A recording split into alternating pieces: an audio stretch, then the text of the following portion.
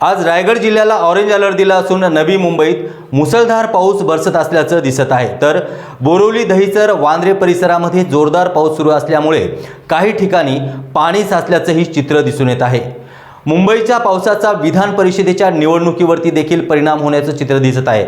आज सकाळपासूनच जोरदार बरसत असणाऱ्या पावसामुळे तिन्ही मार्गावरील रेल्वे वाहतूक विस्कळीत झाली असल्याचं चित्र समोर येत आहे।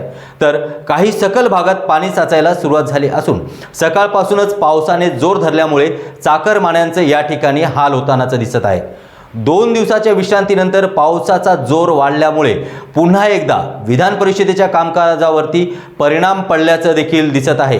आपण पाहतोय की आज त्यामुळेच उद्धव ठाकरे गटाने आजच्या निवडणुकीच्या प्रक्रियेची वेळ तब्बल 1 तासाने वाढवून मागितली आहे। आज दिवसभराच्या विधान परिषदेच्या निवडणुकीच्या घडामोडी देशोन्नतीच्या माध्यमातून आम्ही प्रेक्षकांपर्यंत वेळोवेळी पोहोचवण्याचा प्रयत्न करत आहोत। तोपर्यंत नमस्कार।